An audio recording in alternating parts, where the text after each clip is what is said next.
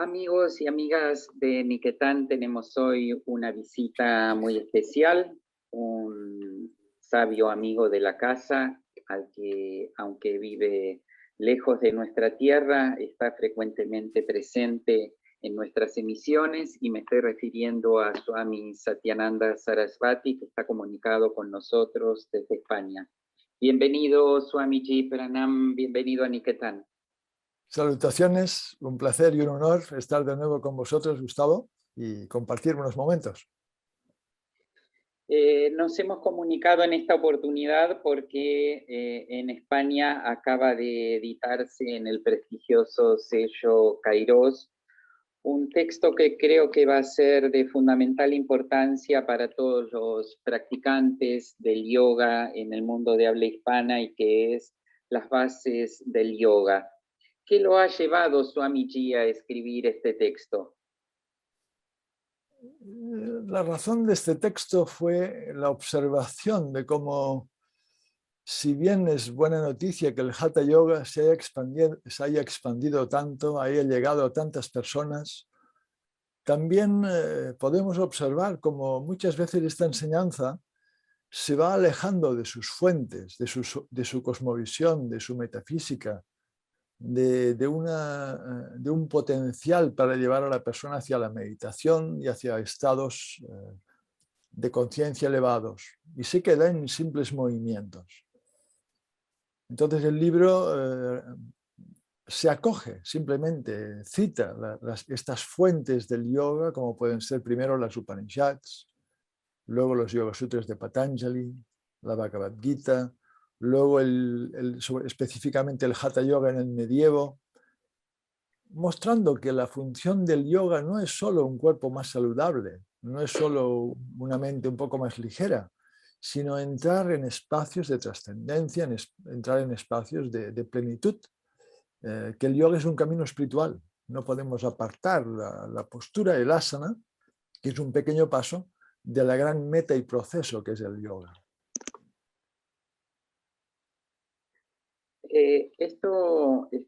Este fenómeno al que usted se refiere está inscrito en el significado que hoy día tiene la palabra yoga, que parecería haber sido dejado de ser unívoco y no saber bien específicamente a qué se refiere.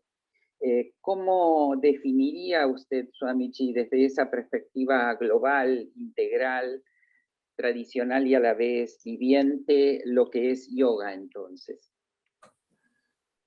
Bien, más que dar mi definición, que no tendría mucho sentido, por ejemplo, el gran Vyasa, en su comentario a los Yoga Sutras, en el primer sutra, dice: yoga es samadhi, yoga es absorción. Dicho en otras palabras, el yoga es un medio para canalizar esta aspiración a la infinitud que siente el ser humano. Todos aspiramos a una infinitud. En la situación corpórea no nos sentimos completos y queremos aspirar a algo más grande. Entonces el yoga es un conjunto de medios, métodos que nos llevan a este reconocimiento de la plenitud interior. El fenómeno al que usted hacía referencia al comenzar no es un fenómeno nuevo, en el sentido que el yoga tiene varios miles de años de historia en la India, y como tradición viva ha venido permanentemente adaptándose a lo que ocurre a su alrededor como un árbol, pero sin perder su naturaleza propia y sus raíces. Y esto es utilizado muchas veces como motivo, como excusa o como explicación para este fenómeno.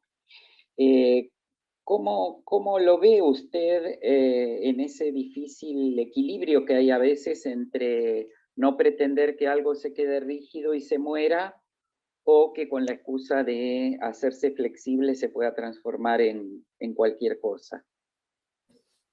Muy interesante pregunta.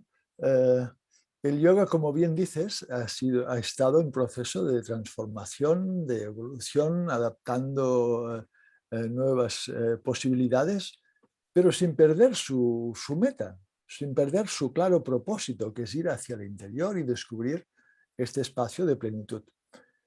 Si olvidamos este fin, que es ir a este espacio de plenitud, y nos quedamos en la pura postura estética, para un cuerpo pues, bello y más saludable, hemos dejado el yoga muy empobrecido. Entonces, es casi una plegaria a los profesores de yoga que se formen, no en la postura, en aquello a lo que la postura debería de llevar. La auténtica asana, la auténtica postura, no es una postura física, es un estado interior, es un estado de no mente, es un estado de sentir el gran espacio de la conciencia en nosotros. Este es el asana real. Entonces, reenfocar este yoga. Perfecto, ha llegado muchas personas, sí, pero volvamos a la esencia, démosle toda la fuerza que tiene, porque la tiene un grandioso poder. Usted no azarosamente ha mencionado en esta respuesta a los profesores y les dedica una parte en su libro.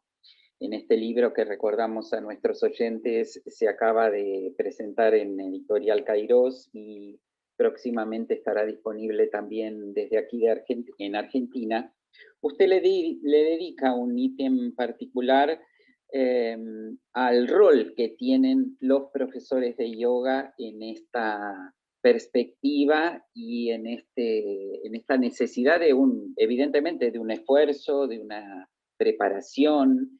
¿Qué más podría ampliarnos, Swamiji, en torno al rol del profesor de yoga, que hoy día es un rol, podríamos decir, social más dentro de las sociedades occidentales, ¿no? Sí, démonos cuenta que el rol del profesor de yoga, incluso del centro de yoga o el estudiante de yoga, es algo nuevo, algo que tiene 150 años. Empieza en India y se traslada a Occidente y ahora en todo el mundo. Antiguamente estaba el gurú y el discípulo. Había un aspirante, una persona que con ansias de encontrar su esencia, encontrar la plenitud, acudía posiblemente a un ashram, a un sabio, vivía con él una vida ascética, una vida de dedicación, de servicio, de estudio, de práctica, y esto daba un fruto. En algún momento se crea el primer centro de yoga y personas que simplemente por pagar una cuota asisten, hacen una serie de posturas y regresan a casa. Bien, las posturas son benéficas, las posturas equilibran el prana, el equilibrio del prana equilibrará la mente, pero este profesor debe de recordar las antiguas raíces de dónde viene su función y debería de intentar compartir la cosmovisión, los yamas y niyamas, ¿no? La no violencia, la veracidad, el no acumular innecesariamente, el uso adecuado de la energía del cuerpo y de la mente. ¿Para qué? Para que este yoga dé fruto de verdad y no se quede en algo muy cercano a la gimnasia, que es lo que nos encontramos.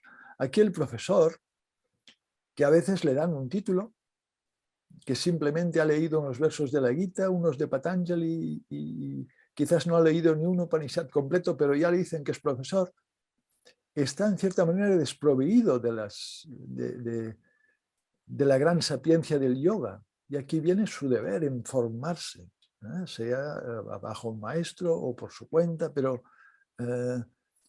el yoga es esta formación continua para poder luego expandir una doctrina, un método con todo su poder. Si no, se va quedando empobrecido y empobrecido. A veces, por un lado, estos profesores se sienten un poco aislados o retraídos o temerosos para seguir dando este paso, pero a la vez, al menos lo que observamos en Argentina en los últimos 15 años quizás, es que ante la experiencia de que llega un momento en que la práctica sola de asanas se vuelve insuficiente, se nota una especie de renacimiento de la necesidad de volver a las fuentes. ¿Usted comparte esta visión? ¿Le ocurre algo similar en su tarea en Europa, Swamiji? Sí, Bueno, usted ha estado también aquí, ¿no? De visita sí, previamente a la pandemia.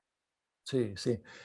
Tanto aquí, tanto en Argentina como en México, como en España, observo que hay muchos profesores que llegan a un punto que dicen, bueno, muy bien, dominamos la técnica, dominamos el asana y el pranayama, pero ¿y ahora? Y esto pienso que es un punto de inflexión. A partir de aquí empezaría el gran yoga. Recordemos que en todos los textos de Hatha Yoga, porque cuando hablamos de yoga casi siempre nos referimos al Hatha Yoga, el yoga de las posturas, que el Hatha Yoga es el primer paso para llevarnos al Raja Yoga. Así lo dice Svatmarama en el Hatha Yoga Pradipika y lo dicen en estos textos. Entonces aquí empezaría el gran yoga, que es el yoga de la concentración, de la meditación y de los estados de absorción. Y aquí está el gran cambio. Una El gran parte don. importante, perdón, no, lo Sí, corté, sí. si quiere No, terminar la idea. está bien, no, no. El gran don, la gran aportación del yoga sería estos últimos pasos.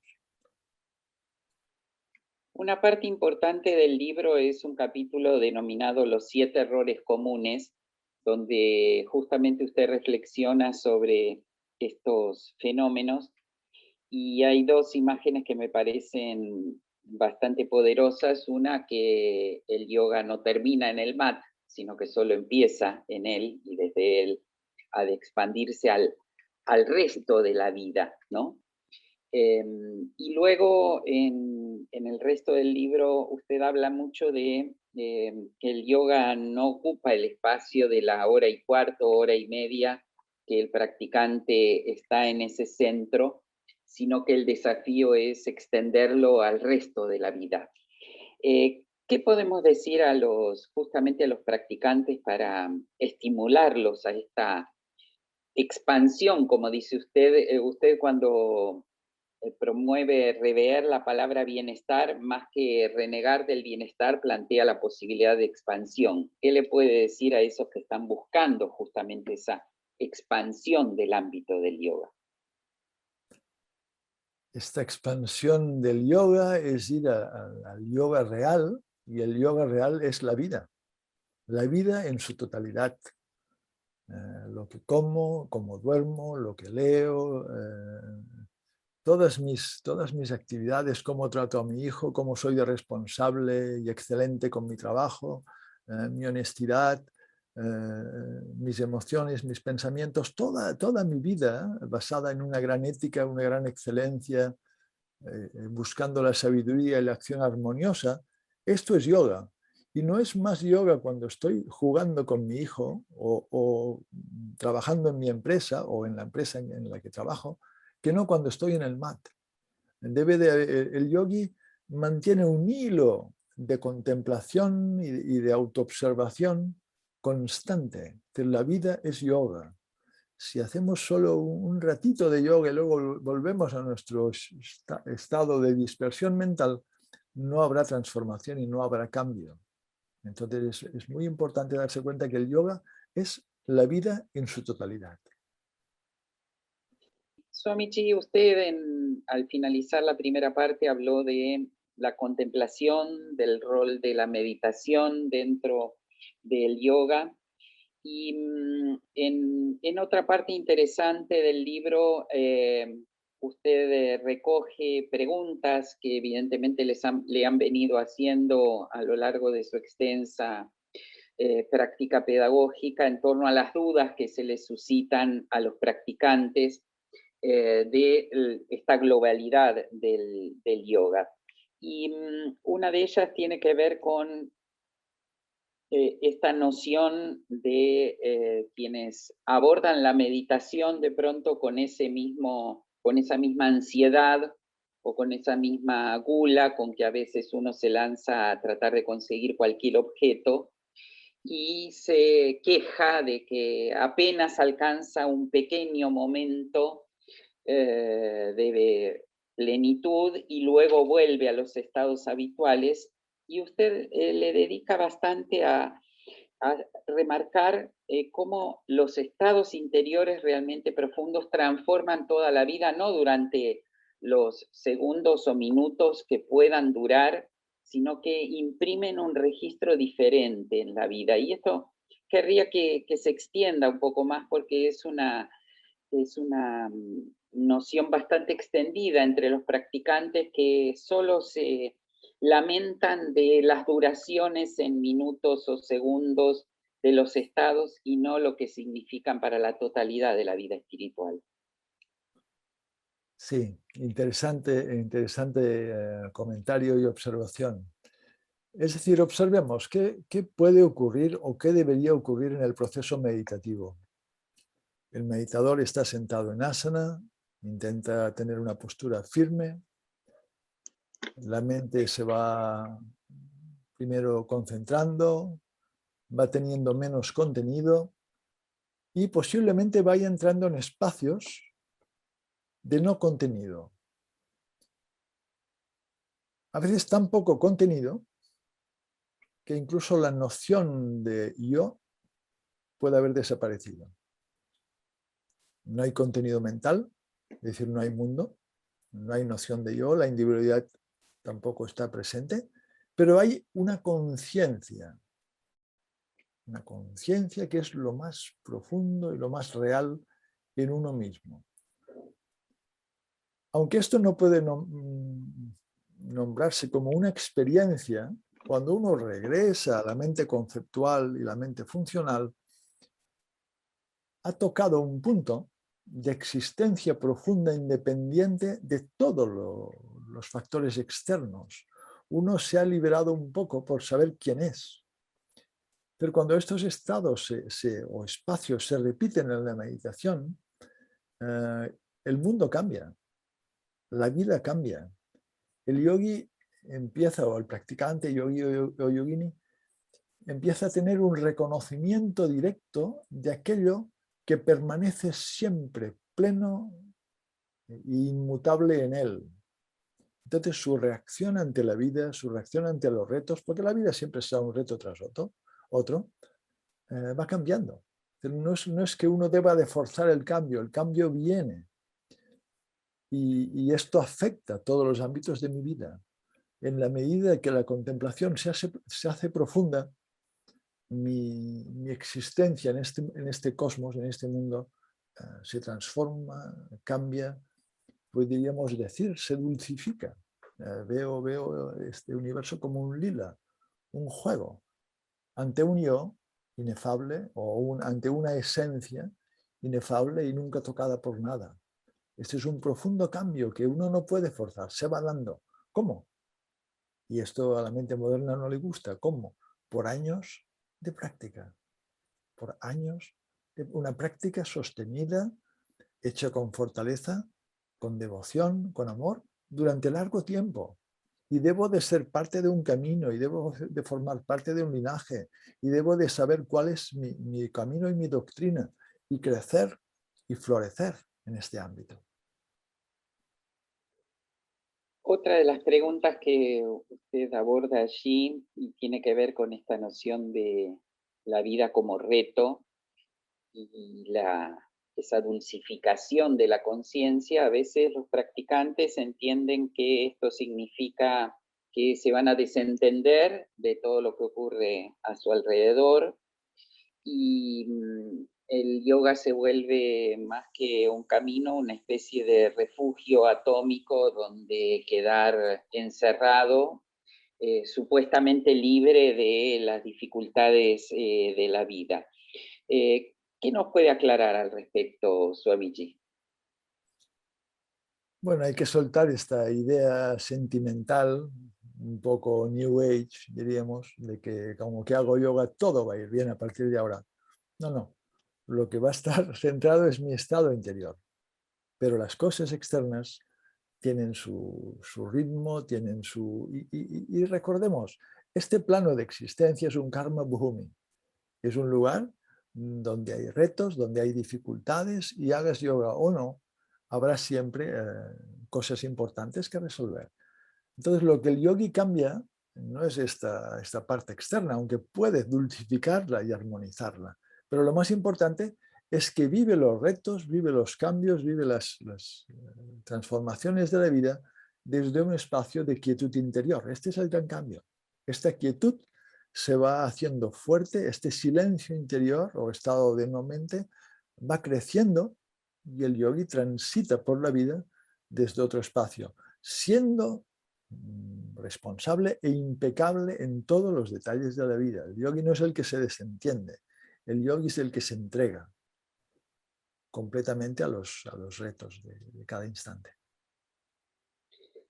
En relación a ese tema, cuando usted trae la definición clásica de yoga de Patanjali, a su vez la vincula con una de las definiciones clásicas de la Bhagavad Gita en torno a la habilidad en la acción que representa el yoga, porque hoy día a veces también circula esta idea de que alguien va a meditar y simplemente con eso se le van a arreglar todas las cosas.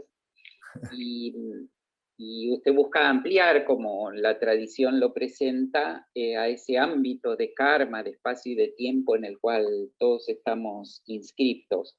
¿Nos puede ampliar un poco más esa noción, Swamiji? Sí, es este precioso verso de la Gita en que Krishna le enseña a Arjuna que el yoga es la habilidad en la acción. El yogi, por supuesto, tendrá momentos de quietud, de samadhi, de absorción, sí, pero luego la vida continúa y tendrá sus movimientos, su acción. Entonces, esta búsqueda de la excelencia, ¿no?, que conlleva la plena atención, la plena concentración, la plena dedicación a cada instante, esto es yoga y es un yoga muy importante. Entonces, el yoga va abarcando de nuevo toda la dimensión de mi vida. Y en esta atención, ¿qué hay? Hay el yogi se aparta de los estados, diríamos, tamásicos o más de opacidad, pereza, no puedo, no llego. Va dejando estas negatividades, va dejando la mente dispersa, también la mente rayásica, y se va estableciendo en estados de gran pureza que le permiten estar en plena atención constantemente. Quiero aprovechar su presencia con estas clarificaciones que usted hace en este capítulo y me resultó particularmente importante el tratamiento que hace del tema del deseo, porque suele ser uno de los temas a veces mal comprendidos a partir de esta gran difusión a través de los textos que están y las enseñanzas y sus reflexiones en todos los medios, que a veces llevan a que los practicantes se vuelvan débiles, apáticos, dejar que todo fluya sin tomar decisiones. Y usted recupera la claridad que las enseñanzas tradicionales ponen en relación a que el practicante, el aprendiz, el discípulo necesita activar esa fuerza que es el deseo. ¿Nos compartiría una reflexión, Swamiji, al respecto? Sí, el universo se mueve por kama, se mueve por el deseo. Pero este deseo puede ser el deseo por lo sensorial, el deseo por lo inmediato, o el deseo por lo excelente y el deseo por lo infinito, el deseo por lo más grande y sublime. Entonces el aspirante va dejando este deseo que sabe que solo le lleva un pequeño gozo, preyas, según la enseñanza de la Katha Upanishad, y busca este shreyas, esta acción que es lo más benéfico para él. El yoga es una transmutación total del ser humano. El yoga en realidad es como una serie de muertes, donde todas las partes más atadas a lo finito van desapareciendo y va quedando esta infinitud que ya existe en nosotros, esta plenitud inherente en todo ser humano.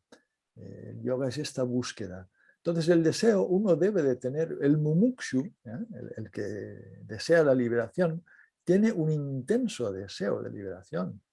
Y se dice que este intenso deseo solo cesa al final del camino. Pero un yogi que no ponga mucha energía, bueno, lo que ocurre es lo que va a ocurrir. No, no, no, no. Tú eres responsable en cada instante de lo que haces, de lo que dejas de hacer y de si tu mente está concentrada o por qué no lo está.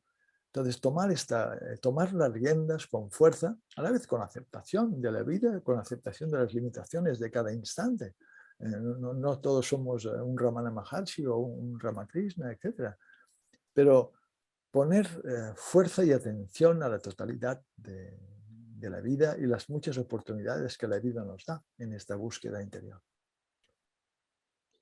Esa perspectiva a veces al practicante le produce miedos, una especie de sentirse ante un abismo demasiado grande.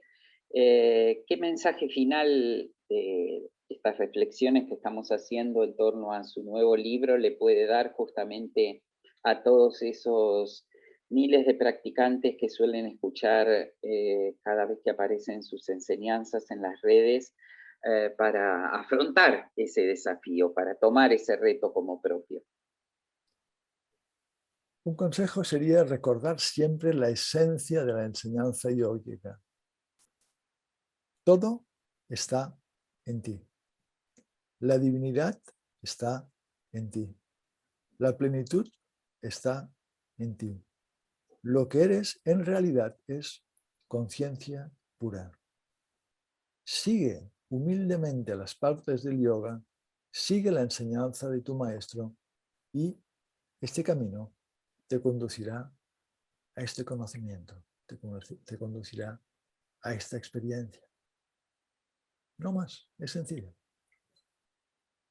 Realmente creemos que el trabajo que ha hecho en esta obra de, por un lado, rescatar las fuentes tradicionales y mostrar cómo esas fuentes siguen siendo una tradición viva y viviente y por lo tanto pueden nutrir a quien a ellas se acerque.